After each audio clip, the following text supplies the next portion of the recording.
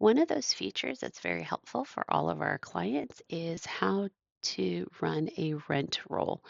These are professional looking reports that you can give to investors, your lenders, all of that information, as well as using it monthly to verify how much you should be collecting for rent.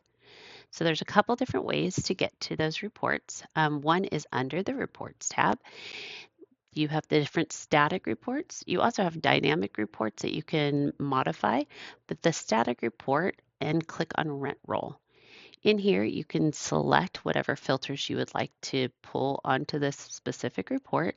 So you can select entities, you can select multiple entities if you would like, or run not selecting anything will run your entire portfolio as a default.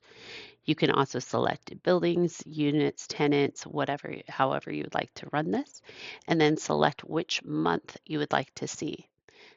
Then all you do is press report, run report, and wait for this to download. So now it's going to download, and I'm going to go ahead and open it. And this opens up into another tab in this nice PDF report that you can email or download from here. And that in here, you have it listed by the different buildings. This gives you your tenant, unit number, square footage, what kind of lease it is, lease terms, all of that information, including your rental increases and the escalation dates, which is super helpful, especially for lenders, and as well as your taxes, insurance, and CAM all separated out and your gross monthly income. This table down here is showing your occupancy rate. This is showing you both in unit numbers and percentages, as well as your square footage for vacancies, just depending on how you would like to see that.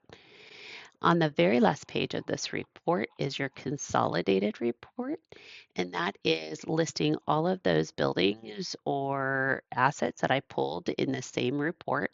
It's listing them all separately, and all of that information is broken down again by building as well as your occupancy based on your entire portfolio, because I ran this as the entire portfolio. So that is how to get the rent roll that way. Going back to Stratafolio, there is another way to get that, and that is by going into the rent collection page. In here, this is where you would typically make your invoices or post payments. You can also run a report of the invoices or the actual invoice report, which is a slightly different report. This one shows you only finalized invoices, and this shows you draft invoices as well as finalized. But then you can also go into the rent roll right here, and these will show you those same filters.